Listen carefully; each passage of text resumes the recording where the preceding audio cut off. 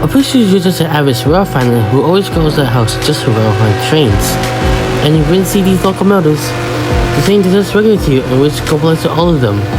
But let me tell you, it does not comply to all the locomotives on all railroads. One example would be CN8098, an EMD SSA M-2, which is different from all the M-2 since it wears the IPO 25 sticker on the nose. If you're even lucky, they can catch a locomotive from a different railroad that's been patched up, either from a different railroad that you see today, or as a fallen flag railroad that you don't see today. One example is Union Pacific 6310, a former Southern Pacific AC4400CW locomotive, first worked at Southern Pacific 264. But sometimes, you catch locomotives that is unique themselves without you noticing, such as this AC44 number 6759.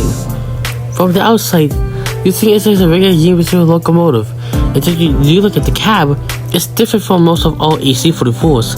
That's because it's a Canadian National cab, specifically 2584, which the locomotive's cab was used on 6759 after the engine was caught in a washout. And this would be one of the case for one of the Conrail's C32-8s.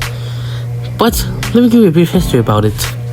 The C32-8 locomotive was a 6-axle diesel electric locomotive built by General Electric, or GE for short, in 1984 as part of the GE-8 series of freight locomotives.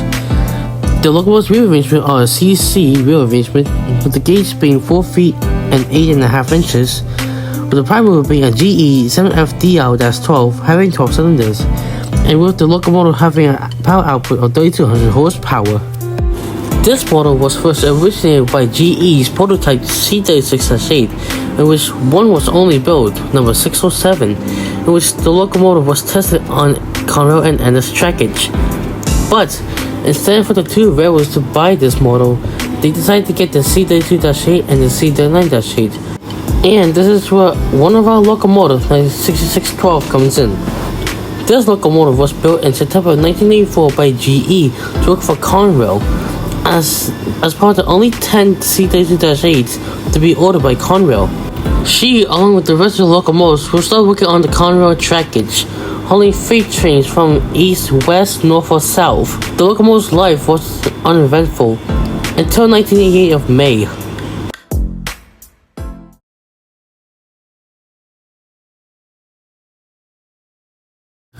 On May of 1988, Conrail 6612 was involved in an accident after vandals had threw a switch, causing the locomotive plunging to a steel mill.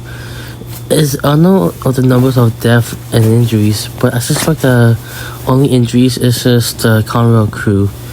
Despite most of the locomotive's body being okay, the cab tells a different story, as the conductor's side was so damaged. But eventually, the locomotive was repaired and eventually returned to service. But the cab, it would be different. The locomotive was returned to the main line with a different appearance, as the cab seems to level with the body. And that's because that's not a C32-8 cab, it was a C40-8 cab.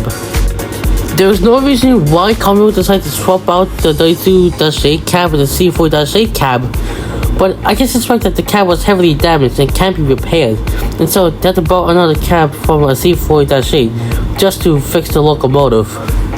The locomotive will continue pulling freight trains for Conrail with the C40-8 spec. That is until the late 1990s, where Conrail decided to have the locomotive along the rest C32-8s assigned to the Ballast Express train. The Ballast Express was just simple. It's just the 10 C32-8s who had to take ballast to its rightful destination, and all of these C32-8 will pull the ballast train. Well, with a few exceptions.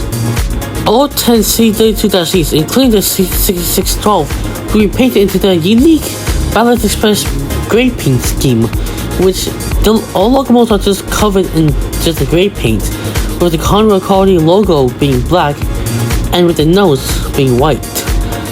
They continued service of Conrail until 1999, where the infamous Conrail split happened between Norfolk Southern and CSX. Right after the Conrail split up, all 10 C32-8 went to CSX, all to renumbered to the 3400 series, with 6612 being renumbered to 7477.